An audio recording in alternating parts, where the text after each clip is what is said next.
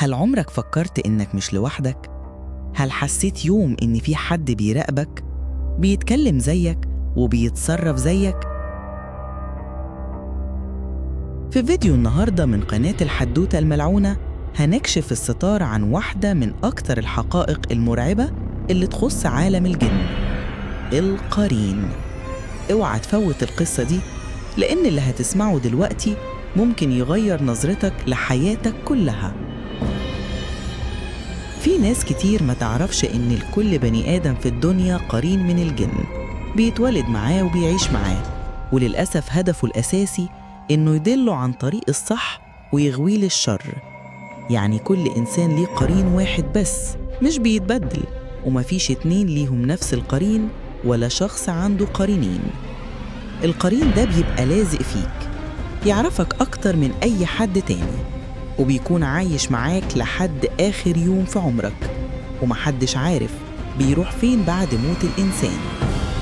الغريب بقى إن القرين ده بيعرف كل نقطة ضعف في جسمك ونفسيتك، وعشان كده أي عمل سحر أو حسد ما ينجحش إلا بمساعدته، وبيفضل دايما قريب منك، والمسافة اللي بينك وبينه بتعتمد على قوة إيمانك. وعلى الرغم من إن القرين أضعف من باقي الشياطين، إلا إنه في أوقات مش بيتأثر بالرقية الشرعية. عارف ليه؟ لأنه عارف جسمك كويس جدا، وعارف إزاي يتجنب التأثير ده. القرين ده شيطانك الشخصي أو روح شريرة بتطاردك طول عمرك.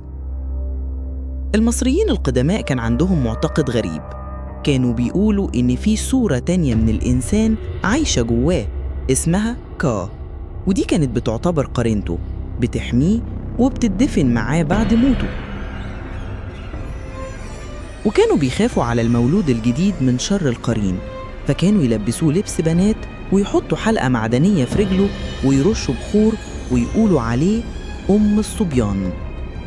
لكن بعيداً عن المعتقدات، في قصص حقيقية مرعبة عن القرين، ومنهم القصة دي.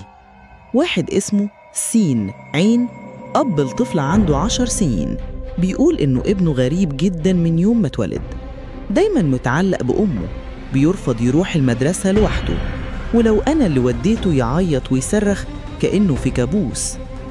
وفي يوم سمعنا صوت أخوه الصغير بيصرخ، دخلنا الأوضة لقيناه بيعيط وهو بيقول إنه طلب من أخوه كوباية مية، بس اللي جه ما كانش أخوه.